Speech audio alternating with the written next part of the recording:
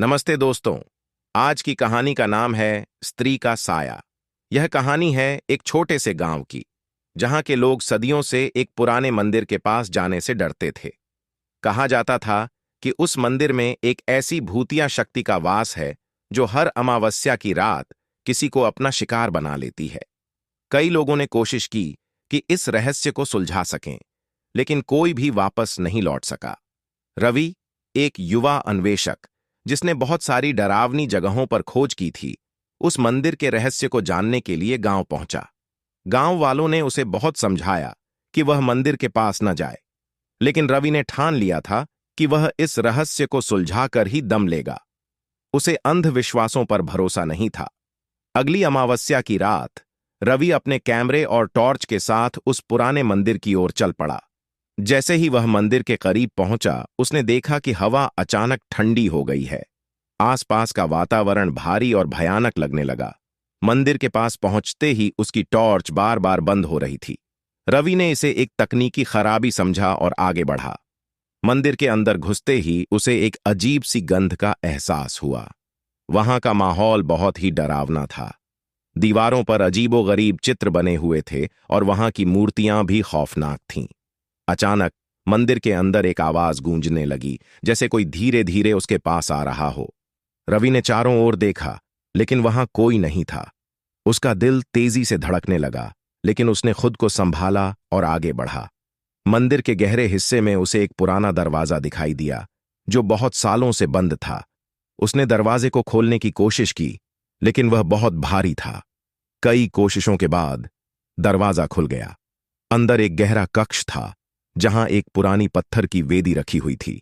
उस वेदी पर एक लाल रंग का कपड़ा लिपटा हुआ था। जैसे ही रवि ने उस कपड़े को हटाया, अचानक मंदिर के दरवाजे जोर से बंद हो गए। उसे जोर से चिल्लाने की आवाजें सुनाई देने लगीं। रवि का दिल दहशत से भर गया। वह जल्दी से बाहर निकलने की कोशिश करने लगा, लेकिन दरवाजे बंद थे।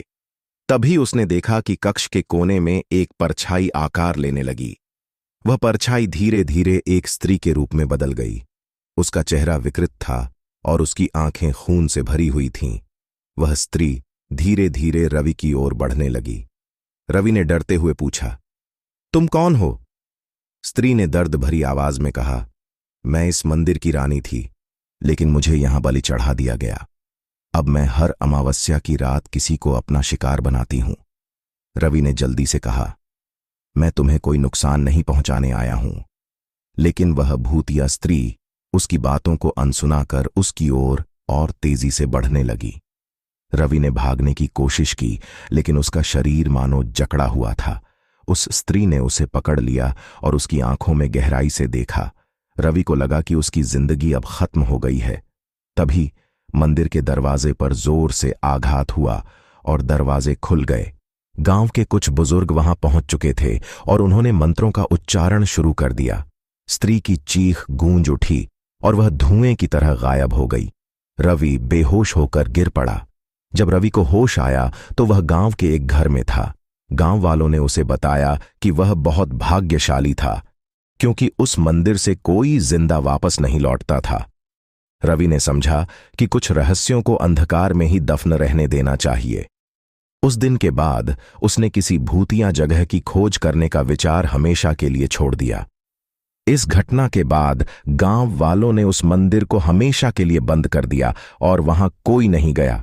लेकिन उस रात का साया और वह भूतिया चेहरा रवि के दिल में हमेशा के लिए डर की छाप छोड़ गया।